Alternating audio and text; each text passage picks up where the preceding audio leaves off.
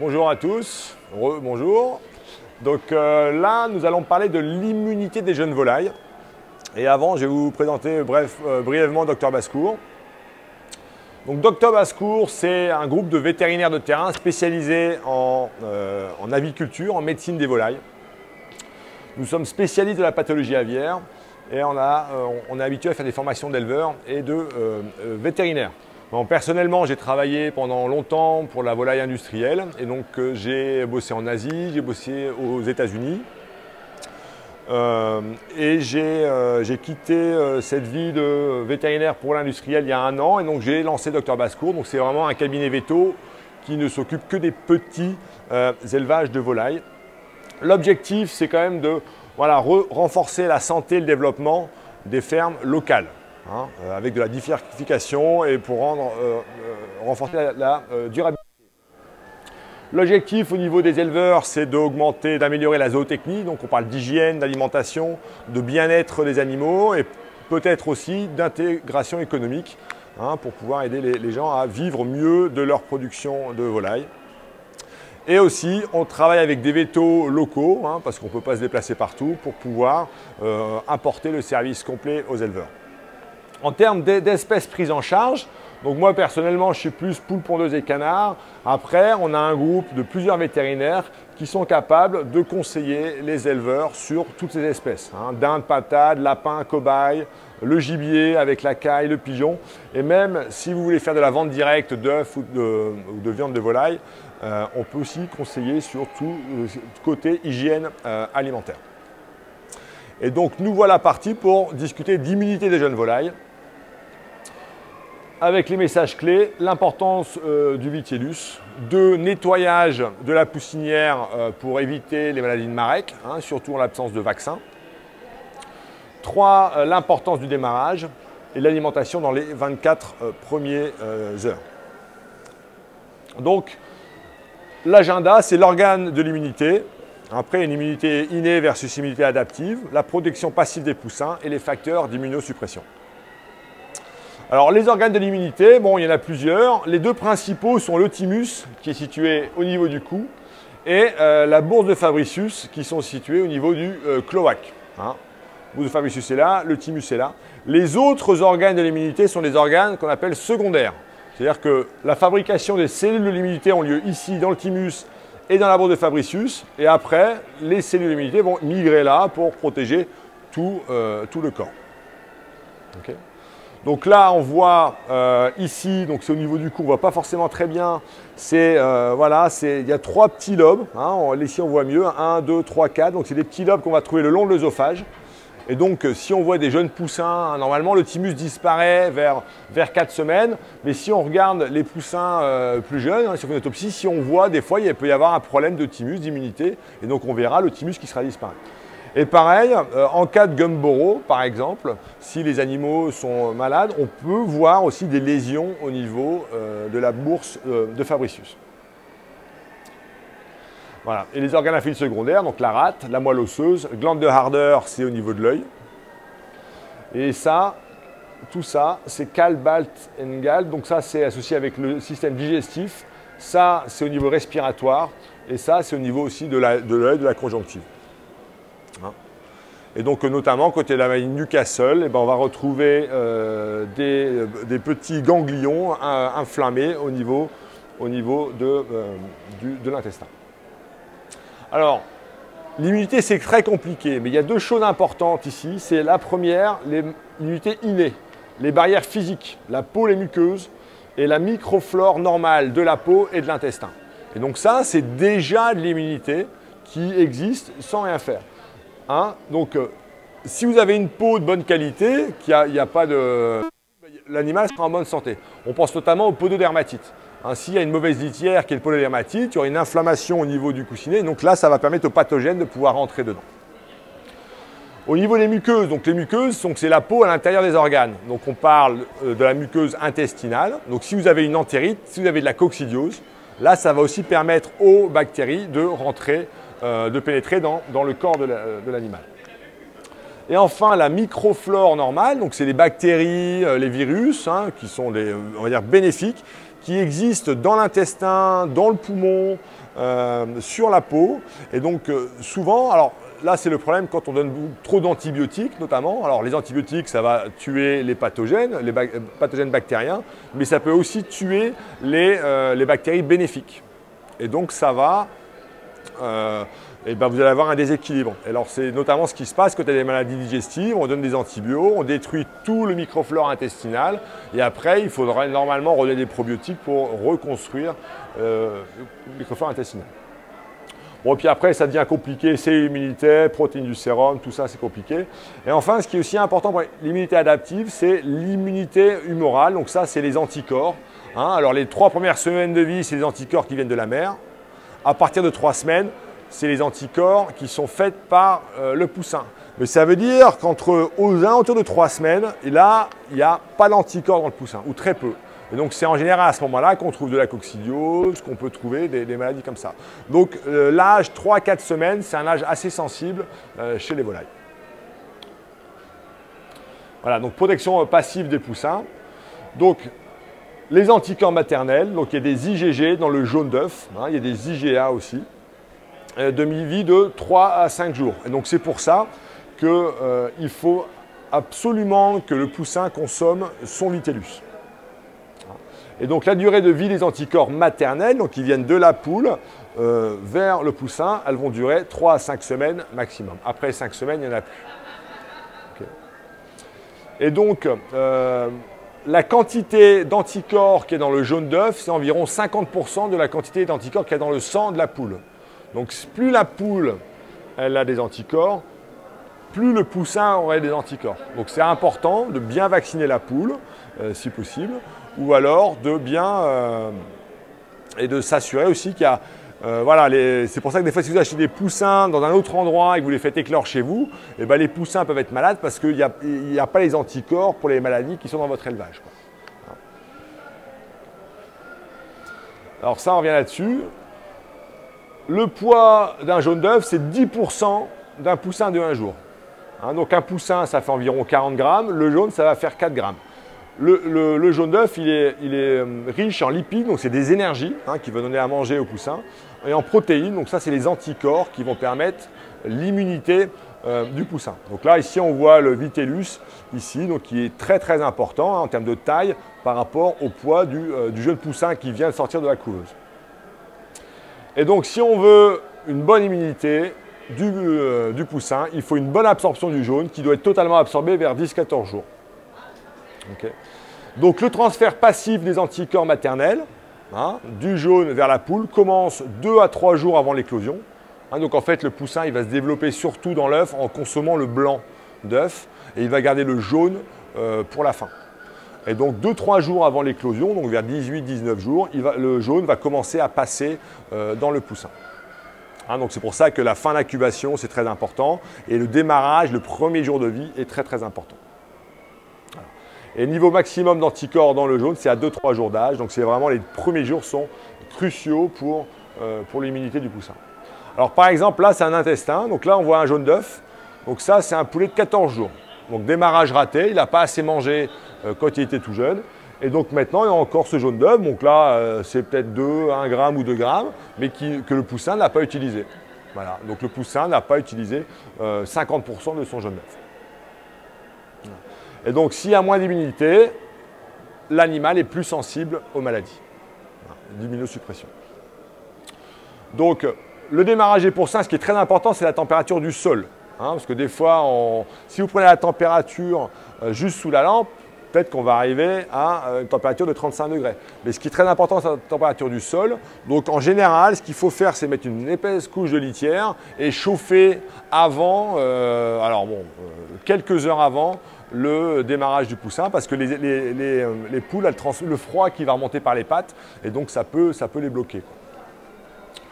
Donc là, on a une bonne répartition des poussins. Donc les poussins n'ont pas trop chaud, pas trop froid, ils sont bien situés. Là, ils ont trop chaud, ils fuient le de température. Là, il y a des courants d'air parce qu'ils sont sur le côté de la poussinière. Et là, ils ont trop froid, ils sont rassemblés sous le radiant. Donc il y a des critères de température qui sont là, en fonction de l'âge des animaux. Donc on peut la jouer technique, ou alors ou alors il faut, on peut aussi regarder les animaux. Hein, donc, là, donc c'est bien, les poussins sont bien répartis dans la poussinière. Là, ils ont trop chaud, ils fuient la lampe. Et dans ce cas-là, ils ont trop froid parce qu'ils sont concentrés sous la lampe. Et donc là, une autre photo où les poussins sont rassemblés d'un côté de la poussinière parce qu'il y a des courants d'air. Alors, les facteurs d'immunosuppression. Donc, les animaux sont en bonne santé quand il y a une bonne gestion d'élevage et il n'y a pas de pathogènes. Et après, tout le reste, hein, le stress, donc le stress thermique, hein, peut-être le stress de changement d'alimentation, ça va stresser les gens. Après, il y a des pathogènes qui vont détruire les muqueuses, hein, notamment la coccidiose. Hein, donc la coccidiose, en détruisant la muqueuse, ce n'est pas juste une maladie intestinale, c'est aussi une maladie immunosuppressive. Hein, parce que s'il n'y a plus de muqueuse pour protéger l'animal, les pathogènes, les bactéries, Escherichia coli, vont pouvoir pénétrer dans l'animal et causer d'autres problèmes. Et enfin, il y a des maladies qui sont réputées immunosuppressives, hein, donc vraiment qui vont attaquer le système immunitaire. Donc c'est la maladie de Gumboro, l'anémie infectieuse du poulet et la maladie de Marek. Voilà. Et enfin, voilà, en termes de gestion, en termes de maladies, mycoplasme et coccidiose, mauvais démarrage. Hein, donc le démarrage, c'est vraiment de l'aliment, de l'eau et la température. Hein, c'est ces trois choses-là qui sont importantes. Voilà, ça on vient d'en parler. Donc réduction de la réponse immunitaire, ça veut dire immunosuppression. Il y a des pathogènes qui attaquent directement les organes immunitaires. Donc l'anémie infectieuse du poulet, la maladie de Gumboro, la maladie de Marek, la leucose, le réovirus. Après, il y a la destruction des muqueuses intestinales, c'est la coccidiose. Et les mycoplasmes, c'est pour ça que c'est très important chez les volailles, parce que les mycoplasmes, ils vont aussi détruire la muqueuse de la trachée, donc ce qui va permettre à d'autres pathogènes de se développer. Et enfin, ne pas négliger les stress environnementaux, hein, de température, de qualité de l'air. Alors des fois, si la litière elle est humide, il peut y avoir de l'ammoniac, même dans les petits élevages, surtout si vous avez des petits poulaillers. Et donc l'ammoniac, ça va détruire les muqueuses de la trachée. Les poussières, l'éclairage et la qualité de l'eau. Donc voilà, donc la maladie de Gumboro, classique. Hein, donc c'est des animaux qui en général ont des diarrhées blanches, hein, donc les plumes qui sont toutes ébouriffées. Mais bon, dans ces cas-là, il faut faire des autopsies pour vraiment savoir ce qui se passe. Et donc, on va retrouver au niveau de la bourse de Fabricius, hein, donc c'est vraiment une petite boule qui est à côté du cloaque. Et on va trouver une bourse qui est œdémateuse et avec des petits points hémorragiques ici. Là, on la voit bien ici, cette bourse-là, donc elle est hémorragique, ça, c'est pas du tout normal. Et là, c'est la rate qui est à côté. Et bon, là, on voit mal, mais il y a des petits points blancs dans la rate qui montrent qu'il y a une réponse immunitaire. Et enfin, sur la maladie de Gumboro, parfois on voit aussi des hémorragies au niveau du muscle. Hein, donc là, c'est le muscle du bréchet et on va avoir des hémorragies au niveau du muscle. Donc la maladie de Marek, donc ça c'est une maladie en fait qui va faire des tumeurs, donc des petites boules blanches, alors partout, ça dépend vraiment d'où elles vont se développer. Donc là, on a des tumeurs au niveau du foie, hein, des petits points blancs, un gros foie. Là, on a une tumeur, une boule au niveau de la rate. Là, on a une tumeur au niveau des nerfs des pattes. Hein. Donc c'est vrai que souvent, à maladie de Marek, on pense boiterie, l'animal qui boite, voilà, qui n'arrive plus à se relever. Hein. Et donc ça, alors la maladie de Marek, c'est des animaux qui seront assez jeunes quand même. Donc c'est 6 semaines, c'est entre 6 et 12 semaines. Si vous avez un animal qui boite comme ça après 12 semaines, peu de chances que ce soit de la Marek. Okay. Alors malheureusement, encore la maladie de Marek, la seule chose à faire, c'est la vaccination. Et s'il n'y a pas de vaccin possible, dans ces cas-là, c'est vraiment le nettoyage de la poussinière qui est important. Parce que la maladie de Marek, c'est un virus qui va survivre dans les plumes. Et donc, le poussin, dès qu'il naît, il y a une espèce de compétition, si vous voulez. Et donc, le plus tard l'animal est contaminé par le virus, le moins il va faire de maladie de Marek. En fait, les poussins, ils sont sensibles à la maladie de Marek pendant les 2-3 premiers jours. Donc, si pendant les 2-3 premiers jours, on va dire votre poussinière, elle est sale, il y a des plumes, des lots d'avant, et ben dans ces cas-là, le poussin va se contaminer très vite et donc il va faire de la Marek. Donc c'est vrai que si vous avez de la marek régulièrement dans votre élevage, il faut avoir un lot de poussinières, donc déjà les incubateurs ou les couvoirs qui soient très propres, désinfectés, et après avoir un lot de poussinières avec du béton par terre, et à chaque lot qui passe, c'est un coup de Karcher, un coup de désinfectant, on enlève toutes les plumes, et comme ça au moins les poussins ils peuvent démarrer sans trop développer de maladie de marek, surtout s'il n'y a pas de vaccin qui est disponible. Okay.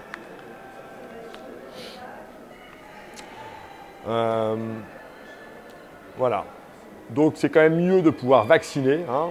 Après, si les poulets ils vivent très courts, mais bon, ça c'est pas votre cas, hein, donc ça c'est les poulets industriels, souvent on ne vaccine pas et on ne fait que du nettoyage et de la désinfection pour qu'il n'y ait pas de vaccination.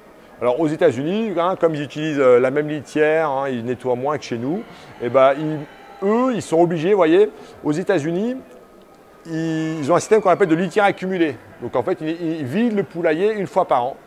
Et donc, quand on rentre dans le poulailler, au démarrage, il y a des plumes de l'eau d'avant, pas forcément très propre. Et même les jeunes poulets, les poulets qu'on va abattre assez tôt, on est obligé de les vacciner quand même contre la maladie de marek pour pas qu'ils développent, quoi. Donc ça veut dire que la maladie de marek est quand même très reliée au nettoyage, à la désinfection de la poussinière. Okay. Alors évidemment, après, et dès que les poulets vivent assez longtemps, donc ce qui est le cas chez vous, la vaccination à 1 jour est fortement recommandée, hein, si possible. Après, voilà, il y a des élevages qui auront de la marek, d'autres qui n'en auront pas, hein, ça dépend. Et là, ça veut dire que voilà, c'est vrai que si vous avez acheté des poules ici qui ont de la marek, par exemple, après, vous allez voir que le virus va il va survivre dans un bâtiment, il va grossir, la quantité de virus va grossir, et peut-être qu'un jour, vous allez avoir un lot qui va avoir beaucoup de marek, quoi. Hein, alors que j'en ai jamais eu depuis, je sais pas, 3, 4, 5 ans, et puis tout d'un coup, ça revient. En fait, il y a quand même une concentration de virus qui s'est faite jour après jour, lot après lot. Hein. Donc, la maladie de marek, vraiment avoir un lot, un endroit où il y a de la poussinière, là, vraiment, cet endroit-là, Est-ce que les œufs peuvent être contaminés? Non, alors les œufs ne peuvent pas être contaminés. Alors autour, si. C'est pour ça qu'il faut bien désinfecter le couvoir, la machine, quoi. Après, la désinfection des œufs, c'est un peu délicat parce qu'il ne faut pas mouiller les œufs. Si on mouille les œufs, il y a les pathogènes qui peuvent rentrer dans l'œuf.